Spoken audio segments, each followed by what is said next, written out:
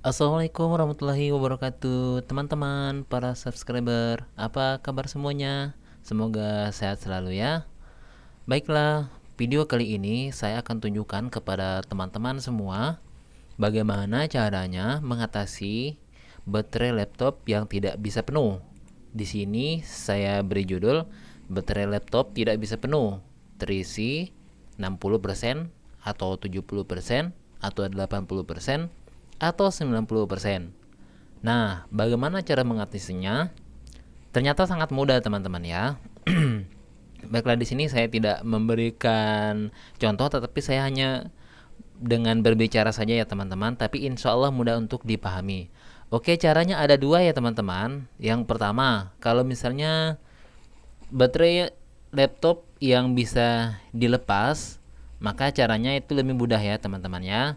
Caranya adalah teman-teman itu cabut baterainya.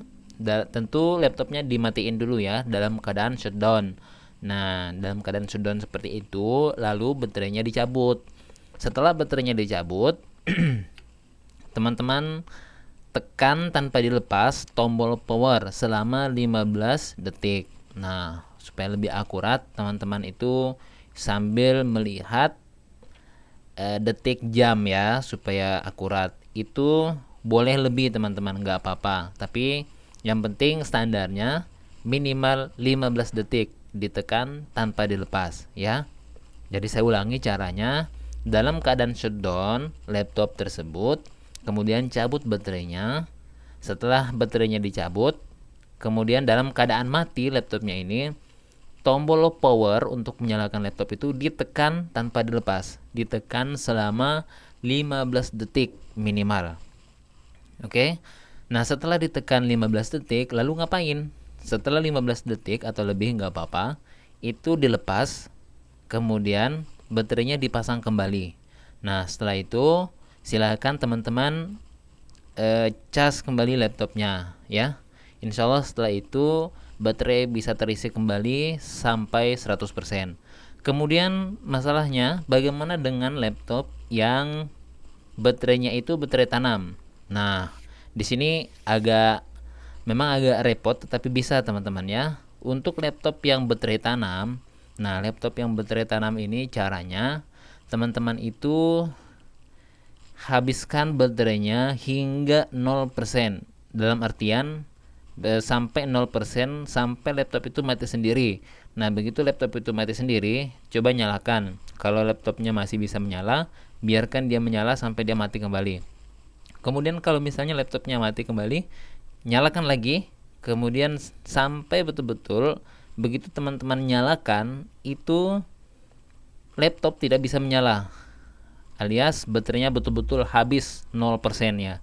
Nah, dalam keadaan 0% seperti itu, tekan tombol powernya, laptop sudah nggak bisa menyala.